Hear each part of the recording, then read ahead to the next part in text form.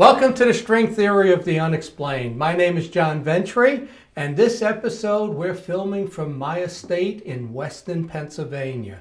And what we're going to do today is we're going to go room by room throughout my house and talk about the paranormal, preternatural events that have taken place in my life. So this is 100% true and factual. We're going to go room by room. So follow me through my house.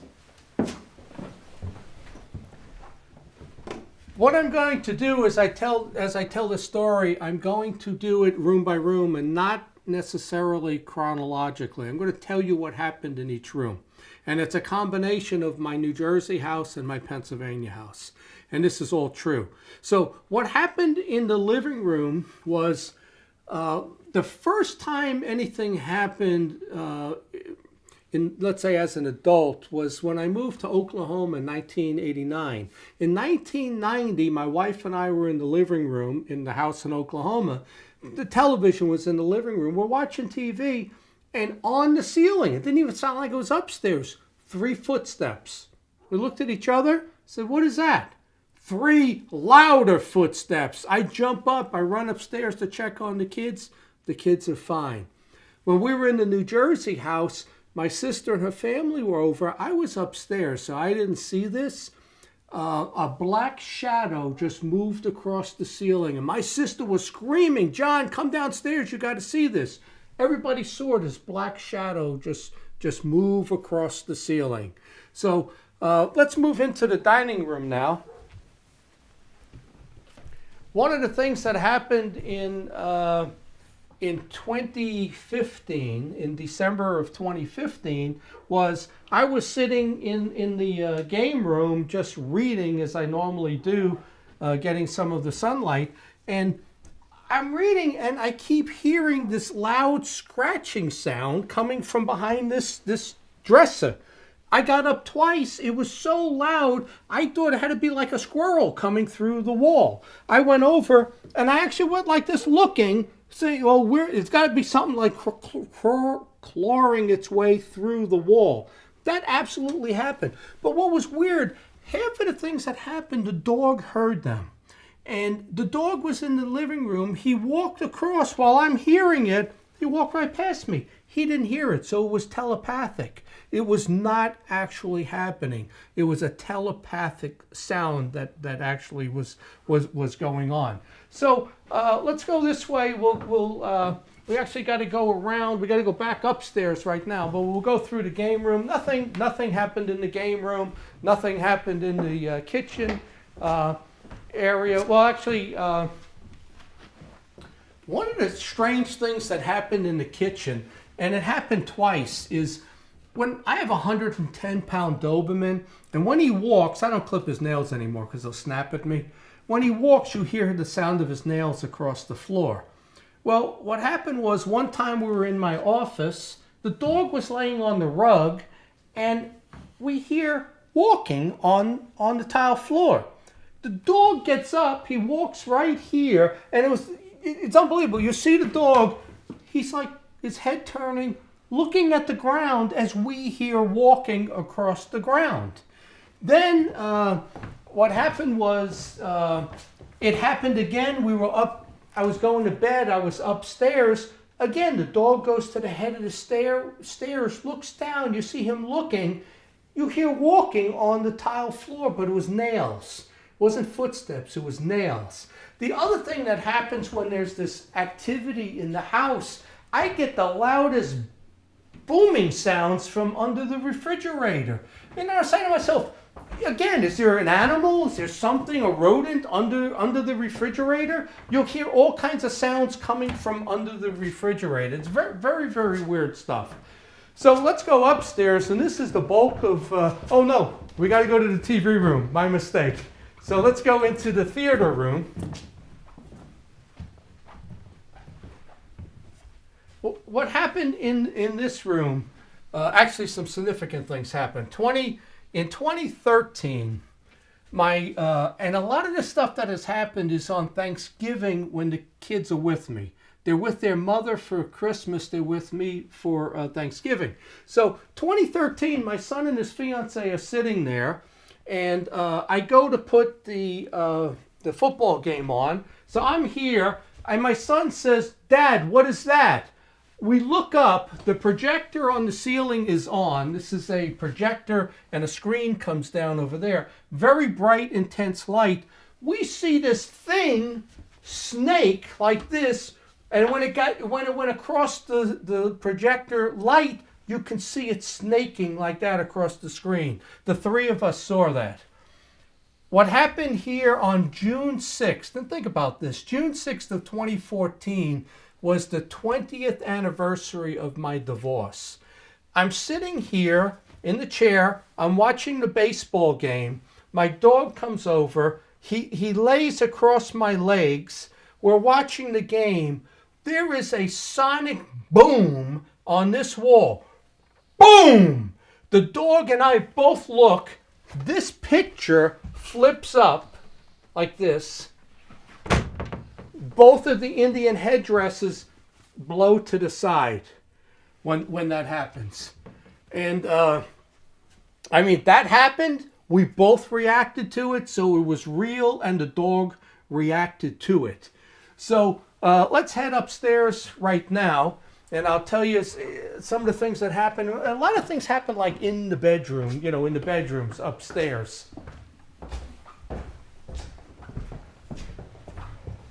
As you can see, my house is themed from Egyptian to Japanese to medieval, sports, sci-fi, paranormal, all kinds of stuff like that. I like to theme each of my rooms. So what we'll do is we'll talk about some of the things. This is now what I said to you happened on the 20th anniversary of my divorce. I was able to drive it out with the help of this very religious woman. But it came back about a year and a half later at Thanksgiving of 2015. And what happened was, and we'll go down the hallway in a second, my daughter's bedroom door opened Monday of Thanksgiving week. I closed it. Tuesday, her door opened. I closed it. Wednesday, she called me and told me that she would not be staying in my house. She was going to her brother's house for Thanksgiving. Whatever the entity was in my house had turned on me then. It started to attack me. I would come upstairs to go to bed. I'd walk into the bedroom and I would feel like a sewing needle would poke me in the leg. Boom! And I would jump. I would lay down. Something would stab me right in the head and in the back of the head. I was saying to myself, what is it? Is it like I just got bit by a bee or something like that? So I would lay down and I would know when it shows up. There would be pinging sounds all around the room. Then the walls would bang separately. In the ceiling, you would hear sliding sounds, almost like you took a body and you were dragging the body across the ceiling. You hear sliding sounds. There would be banging sounds like sonic booms. You would hear them. Boom! The dog and I would both turn. He sleeps on the chair here at the footboard. So, and what happened was one night it got so bad. But the woman I met had told me what to do religiously to drive it off through Jesus Christ and to say my prayers. So one night it got so bad, I was laying in bed. All of this was going on. And I'm telling you, the loudest creaking sound you want to hear. I sat up and I commanded it to leave in the name of Jesus Christ. I compel you to leave. I bind you. I send you from the house. It stopped. I then laid back down. This was going on for about 3 weeks. The infestation is the noises. The oppression is the physical contact, the poking me. And then what I believe was it was going to launch an attack upon me. I lay down. All the noises started happening again. I sit up. I look around and I say, I'm in pitch blackness. A minute ago, 5 minutes ago, the moonlight was coming in. I could at least see. I'm shrouded in complete blackness. All the noises intensified. the banging, the creaking sounds. I knew I was going to be attacked. I again commanded it to leave in the name of Jesus Christ. And the thing I added was, I said to it that, first I said to it, you stood in the presence of God and you rejected him. If you disobey Jesus Christ, you will go to the lake of fire now instead of at the end of days. When I said that, all of a sudden for about 2 to 3 seconds, I saw a shroud, a veil of blackness just lift about that speed up. Took about 3 seconds. As it lifted all around me, the moonlight came in. I could see through the windows, the hallway, the doors, and it came in, and it stopped at that point. That was the most intense part of it when I knew it was going to attack me. But let's back up a little bit. In 2004, what happened was, again, Thanksgiving. My kids are over. They're sleeping in their bedrooms. I'm in this room with my girlfriend that's living with me at that time. We go to bed, and you could see on the headboard, you see my 3 blessed rosaries. One blessed by the Catholic Church. The other 2 were given to me by people at a UFO conference. When I told this story, what they did was they gave it to me and said, you need this more than I do. It's midnight of Thanksgiving, and what happens is we go to bed. I close the bedroom door. I hear somebody walking in the hallway. My girlfriend goes to work the next day because she had to be at work at 9:30. I get up. I go into the bathroom. On the bathroom mirror, and I have pictures of this, on the bathroom mirror are 2 handprints like this, crossing each other. It's on the mirror. It's 3 inches longer than my length of my arm. And when you figure that out, it means that whoever that was had to be about 7 feet tall. But it had 6 fingers. There was a 6th finger, and it was on the mirror. I have pictures of this. And the bone, when the fleshy part, wasn't flesh. It was the 2 bones of your forearm was what you could see on both of them, with 6 fingers, and it was longer than mine. So in the morning, I said to my son, what were you doing outside our door last night? And he was stunned. He said to me, Dad, I heard you in the hallway. What were you doing outside my door after midnight? There was something in the hallway walking around in the house. And again, half of all the things that ever happened at Thanksgiving when the family was together. That was 2004. 2009, I'm sleeping. It's 5 in the morning. I wake up suddenly. I look down the hallway, and we'll go down the hallway in a second. There's somebody standing there. It's like I caught him. I wasn't supposed to wake up, and that's something they tell you during alien abductions, like you're out. But sometimes people wake up. I wake up. At the end of the hallway is a guy standing there like this, like frozen, like I wasn't supposed to see him. He had a waist that couldn't be more than 12 inches, long arms, long legs, but a square head. And his head was higher than the door frame. The door frame is 6'8", so he had to be 7 feet tall. And he looked like Gumby, basically. I couldn't see any features because he was backlit, which was weird. It gave the impression the attic light was on. He was totally backlit. And I recently bought a book on Slender Man. Backlit is what they show you. Standing there just like this. I crawl to the footboard, and I'm looking. It's 30 seconds. I say to myself, he's still there. There's something in my house, and it's not human. And I said to myself, step over the footboard and charge it. I was taking kickboxing, and I was going to hit this thing so hard, I'm going to send it back to where it came from. As soon as I got that thought to step over the footboard, another thought comes in my head and says, that wouldn't be safe. Step off the side of the bed and put the light on. I do that. He's gone. I walk down the hallway. I walk back. My dog is sleeping in the hallway.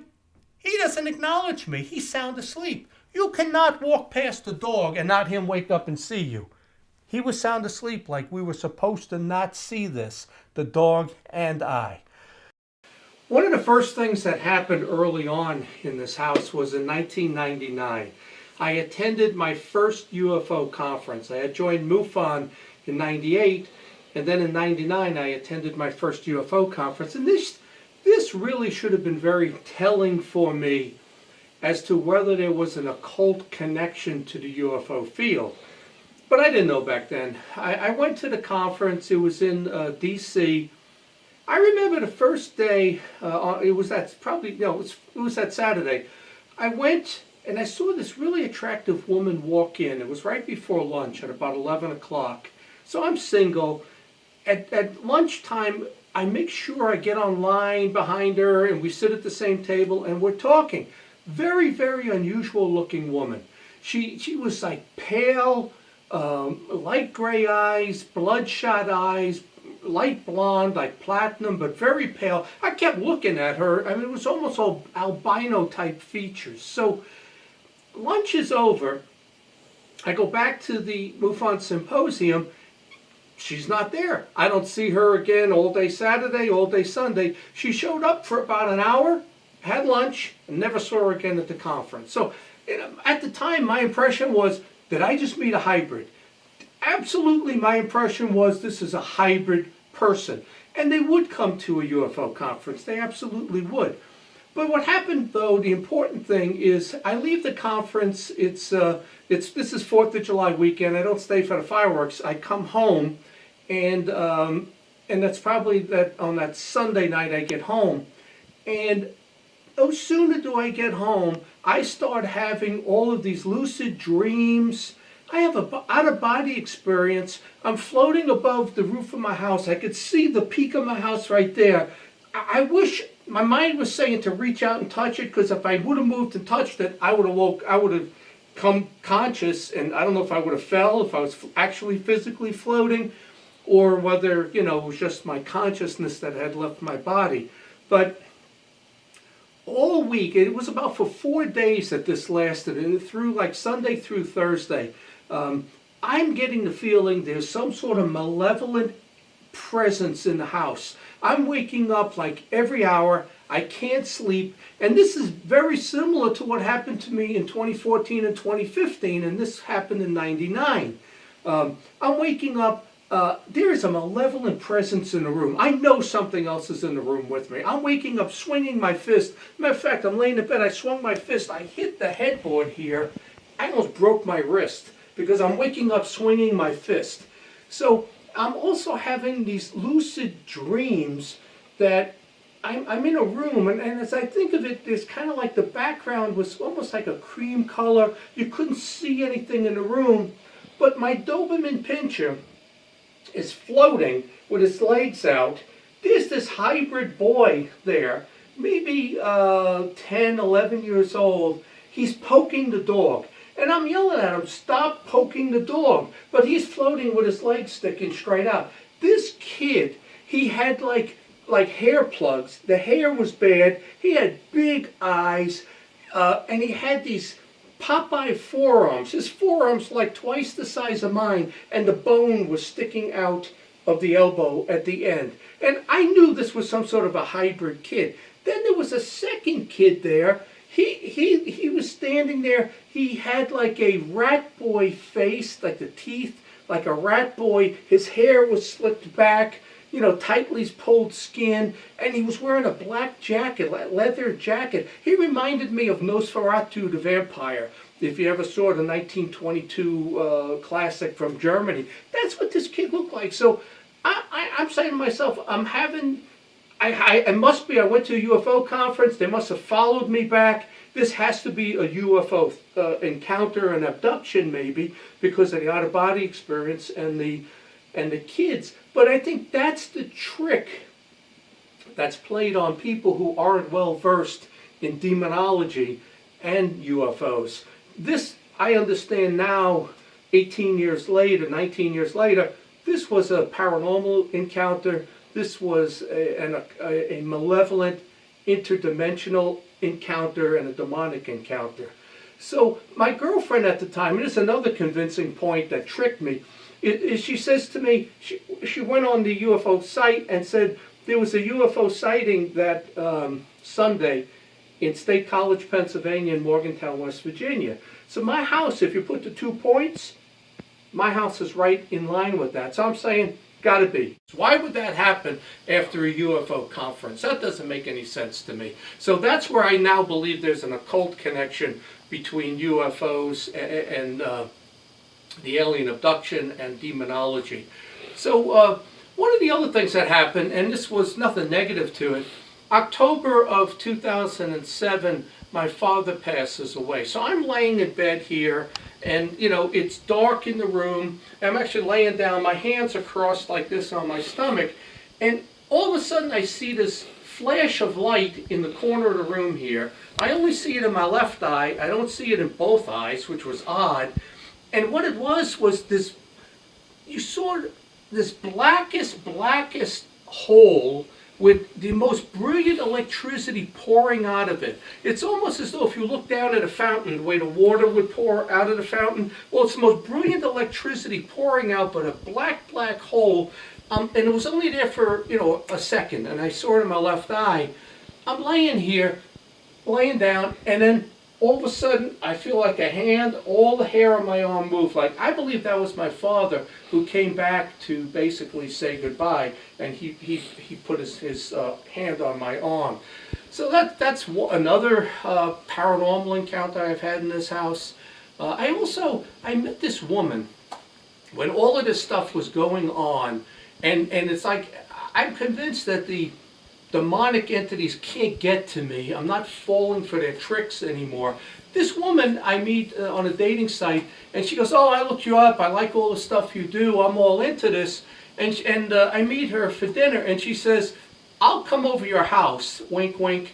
And she goes, "I'll stay over your house," wink, wink. "But you have to invite my friend over first, Olga, the South African voodoo priestess." And I'm saying to myself, this woman was sent to me. There is no way I'm inviting a voodoo priestess into my house, because I've read in books voodoo and South American Macumbe are the hardest to get out of the house with an exorcism. And I've had other encounters like that with women that out of the woodwork are coming out to contact me, and when I look at their backgrounds, these are not the type of people that you want invited in. And it's just like the movies. You have to invite them in for them to bring that presence into the house. There was also another woman, I hadn't seen her since like the year 2000. She comes to my door. Just walks right, I open the door, she walks right in, and I said to myself, you know what, this is another one, and this is not a person that I would say was high character. I don't want anything to do with her. Another thing that happened, which was very strange, it's March of 2016, and I usually don't watch a lot of TV in bed, but again, I'm laying in bed, it's 10 o'clock, the Damien TV series comes on, and what that is Damien the Antichrist, but now they made a TV series out of it. He's an adult. So I'm laying here watching it, and this is in the middle of all the stuff that's going on in this house, and I'm watching it. It's about 15 minutes into the show. I get the banging on the wall, on the other wall. It would sound like a drum beat. Both walls, that corner, this corner, bum, bum, bum, bum, bum, bum, bum, bum, bum, bum. It was like the demonic entities were so happy to see Damien the Antichrist on television. I grabbed the controller, I turned the TV off. As soon as I did that, stopped. Another thing that happened, my grandson is born. Now, I don't know that my daughter is in the hospital. She went into labor. I'm waking up at 6 o'clock in the morning. It's February now of 2017. I'm waking up. I see the silhouette of a woman, and it's definitely female. And she says to me, telepathically, she's in a field of butterflies right now. So I wake up. I said, "What? A field of butterflies? What does that mean?" And then I got up, I checked my cell phone, and it says that my daughter's in labor. So I text my son to tell him, "Oh, your sister went into labor at 6:47 a.m. Then I realized that's not right. I got up at 6. It was actually, she went into labor. She texted me around 2 a.m. But what happens after that is I'm waiting. I look up, what's the significance of a field of butterflies? And what a butterfly represents is the soul of a child coming back to life. So when that thing said to me, she's in a field of butterflies right now, my daughter's soul went to pick out the soul of her son and bring him back. I then text my daughter and tell her what happened. She goes, Dad, she's sitting there and she says, on the TV is a commercial with yellow butterflies. And that signifies the soul. So, and the other strange thing was the baby, my first grandson, is born at 6:47 p.m. And in the morning, I accidentally texted my son and said 6:47 a.m. So I knew the time. And this is all that telepathic, that sometimes when you come into contact with these things, you pick up some telepathic abilities. One other thing that happened was, now we're in St. Louis for the baptism of my first grandson. We do the baptism. I say a few words how the baptism is really an exorcism. It's the first exorcism that takes place for original sin and to keep the devil away. I get this feeling we're going to get in a car accident, the baby's going to get hurt. And I wish I would have said something but they would have said, I didn't want to scare everybody. We're driving, going to the sister's house, and there it is. We go through a green light. I turn and look. Here's the car. Boom! T-bones us on the side of the baby. I jump out. Baby's perfectly fine. He screamed, but he was perfectly fine. No injuries. The 3 adults in the car, we all got whiplash from that. But again, that's this paranormal ability that you pick up when you come into contact with the other side, whether they're angels or demons. A couple of the other things that happen in significance, and we'll head down the hallway now and I'll show you this, and a few other things that are very significant, is when this happened on the 20th anniversary on June 6th of 2014, right before I heard that noise down in the room where the picture lifted up off the wall, I had come up, and what I do every evening is I open this door. And what I do is, this is how it was backlit when I saw that, but I opened the door and I let the cool air in. When I got right here outside the bathroom and these bedrooms, there was this smell. I thought the dog did his business, basically. What I thought was that he did his business. Then I'm smelling, I says, no, this smells like a rotting animal. This is not feces, this is death. I put the fan on for 3 hours, go watch the baseball game. That's when we had the activity. I come back 3 hours later. The smell is still here. This happened again in July of 15 and July of 2016. I came up, that column of smell was here. You don't smell it here. You don't smell it here. It's just one column of it. And I ended up calling the furnace guy. He came to check for gas leaks and everything. He says, you don't have any gas leaks. And then I realized what it was. This is this malevolent interdimensional entity, a poltergeist, a demon, I don't know what you want to call it. That's what it was, and it smelled like death. Happened 3 times right here, and it was a column. One of the other things that happened when I first bought this house 20 years ago is, as soon as I moved in, you would hear this knocking. Slow knocking on the wall all night. It would last for months. And during this whole period of activity, that was happening also. One of the other things that happened that was very significant is in April of 2010, my son and his fiance came over. I was on the board of juvenile diabetes. We did the gala. And what happened was they slept over, and my daughter is in her room here. My daughter's in her room sleeping. My son and his fiance is in his room sleeping. And what happened was my daughter burst into my bedroom at about 3 in the morning. And she's screaming, Dad, you're not going to believe what happened. You're not going to believe what happened. So I said, tell me. So she tells me she got up. She couldn't sleep because we didn't get home till after midnight from the gala. So she went downstairs to get a bottle of water, and she had to go to the basement refrigerator. And what she said happened was she went to the refrigerator. Something was standing behind her. She could feel it. It was breathing on her. She came back up. She laid down. She no sooner laid down, she was awake the whole time. It was not hypnagogia where she was asleep. She said as soon as she laid down, this spirit, this shadow person went into her body. She was frozen, and it pulled out of her. She sat up and said, "What was that?" She laid back down again. It happened a second time. This time she could see all shadow figures standing around the bed. They were circling around the ceiling. I had that same thing happen in my bedroom when this stuff happened. Shadow people going around the ceiling fan counterclockwise because they do things in the opposite.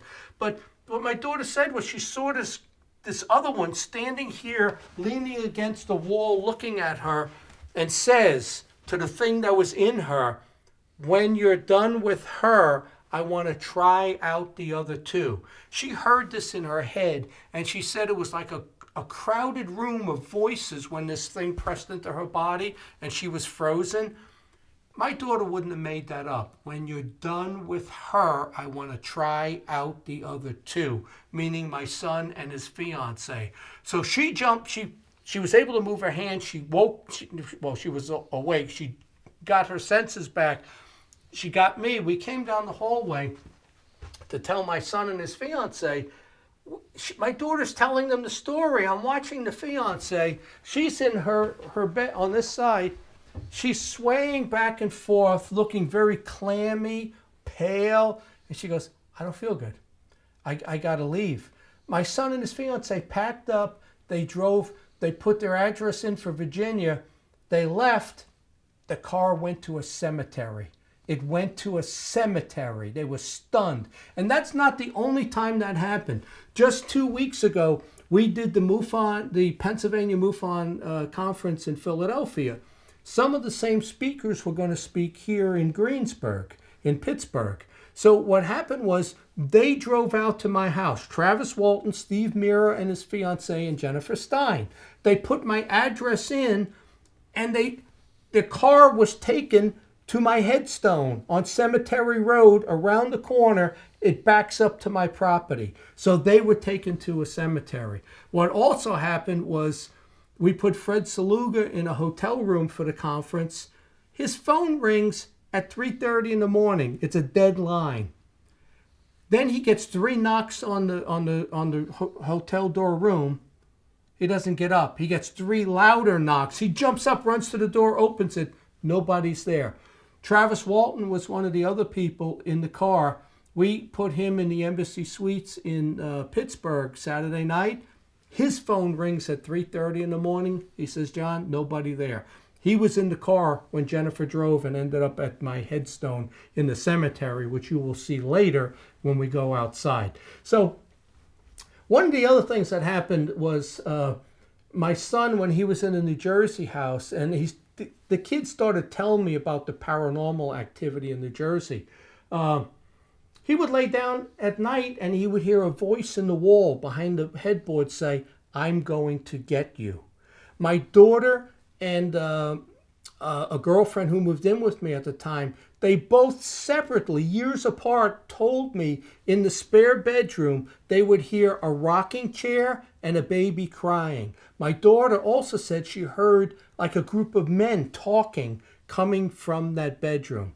My son said one time he was in the bathroom brushing his teeth. The cat was on the counter. He saw like a hairy creature walk down the hallway. The cat and him both saw it and turned and looked at it. He bolted out of the house. One of the other things that happened in the New Jersey house was when I first moved in, all the moving boxes were in the garage. My family came over, my father. You could hear the boxes sliding around the cement garage floor. A very distinct sound. It was what it was. My father said to me, "John, what is that?" And I said, "Well, Dad, the moving boxes slide around the garage floor on their own."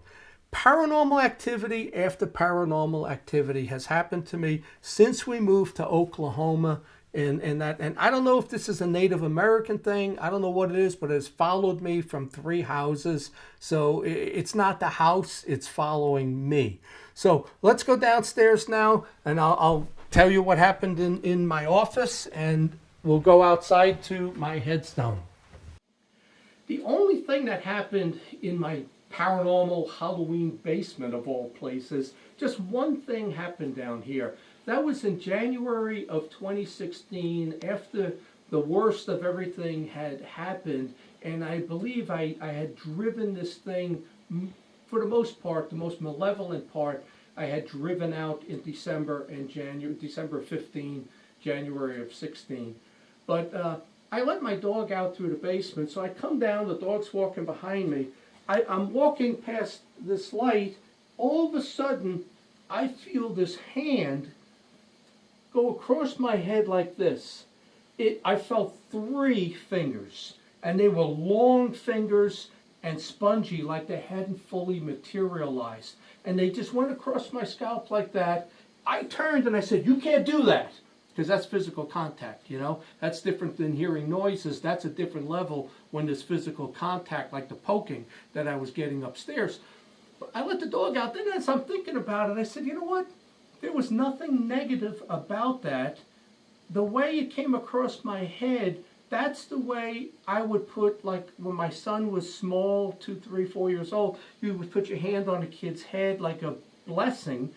And the way the dog, when a dog comes, you pet the dog. I later realized that was a blessing. That was my guardian angel. And he basically, I did the right thing. I drove this out. It was an approval that I'm fighting this thing, and I did the right thing.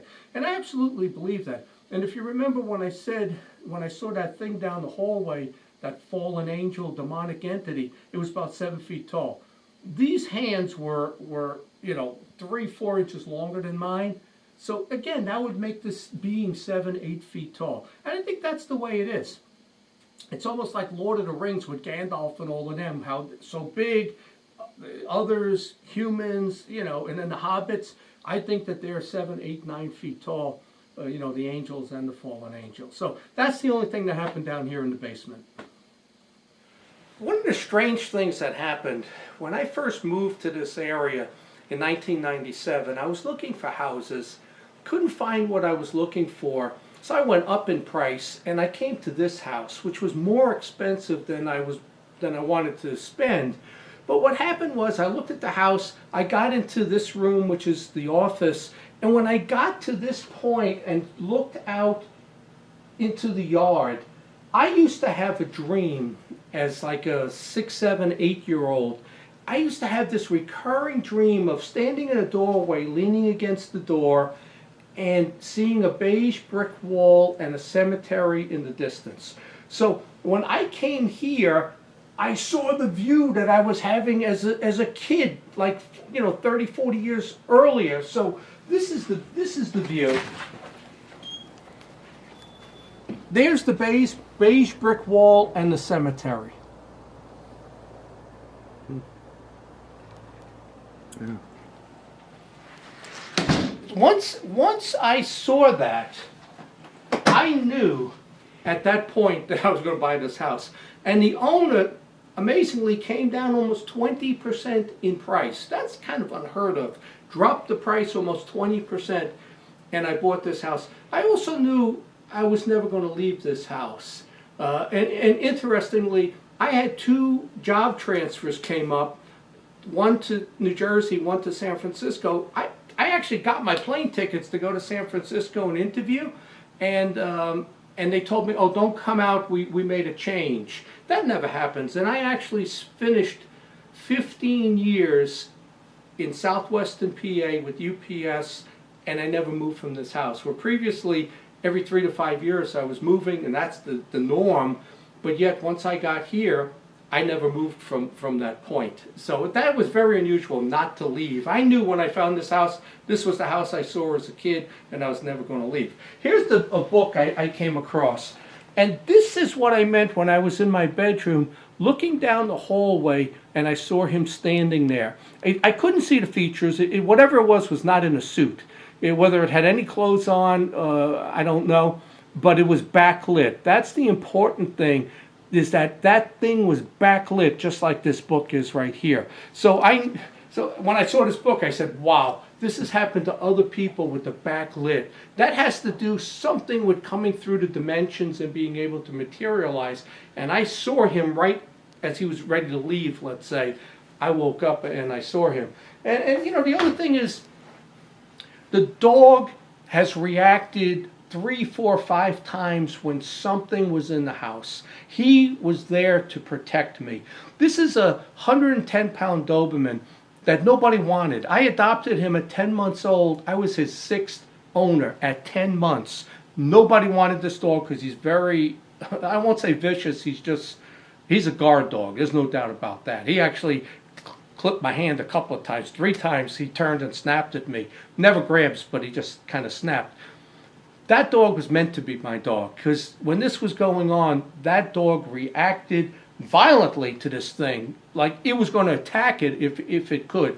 And it reacted, I reacted to the bangs and the sounds. So I know it's not psychological. The dog heard exactly what I heard. What happened, I went to visit my daughter in North Carolina, and then I went to Myrtle Beach. I decided to write a book on all of this activity, and I called it The Ufologist. And I wrote everything handwritten on a piece of paper. I didn't have my laptop with me. So what happens was, I get back here on April 20th of 2016. I come in the room, I sit down, I take my notes, and I start typing my book, The Ufologist. It's not 5 minutes into it. I look up, my entire backyard, 72 feet of my yard, burst into flames. And we'll go out there and I'll show you what that was. 72 feet of my yard went up in flames. Now, I had put blessed pendants in the 4 corners of the yard and in the 4 corners of the house so that evil can't enter. The fire never entered my defense line. It stayed on the other side, 72 feet. I mean, the whole thing just went up in flames. This is something that demonic entities can do. They do it during exorcisms. They'll burst curtains on fire, dressers, rugs. They remove all of that from a room when a priest does a exorcism. It went up in flames. I look, I see 3 guys in that cemetery next door. And I call the police and they say, nope, they called it in before you. So I said, what is going on here? So they put the fire out. I get a call about an hour later. The guy delivered my headstone. And I'll show it to you. It's a 6-foot-tall religious headstone of the Holy Bible. The minute those 3 guys installed it, and my body will one day be under that, these malevolent entities, demonic entities, got so upset they burst the yard into flame. One of the things I didn't mention was, from June 6th of 14, when that smell and the noises were in the house, a family of red cardinals started hitting my windows in the living room and my office.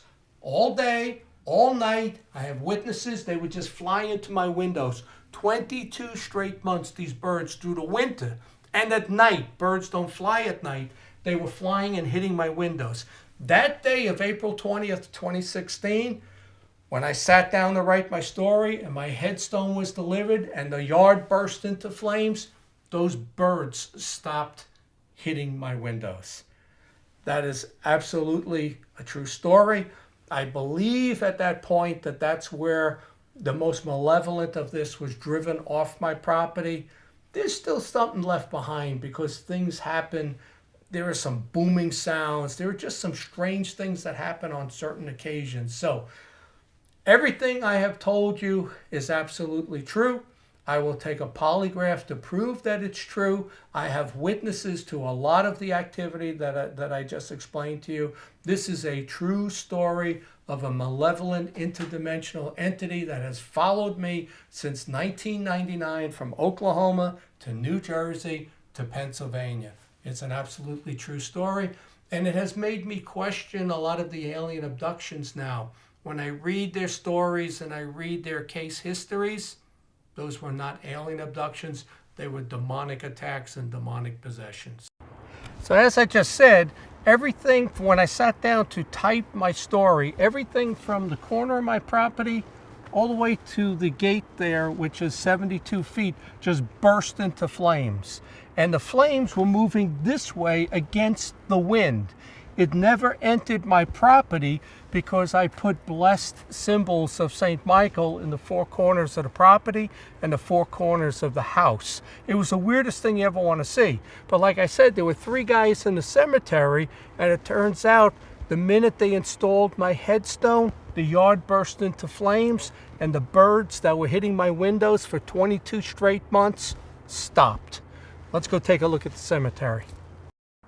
So as I said, when they delivered this headstone and put it into place, this is a 6-foot headstone of the Holy Bible, and my body will be buried under this. When they put it into place, 72 feet of my backyard just burst into flames. I was sitting in my office and I saw it, and I couldn't believe it. A couple hours later, the company called me and said, "How do you like your headstone?" Because I didn't understand what was happening at the time. Then I realized the minute it was installed, the yard burst into flames, and those birds that were hitting my windows, it stopped. So I believe at that point, the poltergeist, the demonic entity, had left the property, had left my house.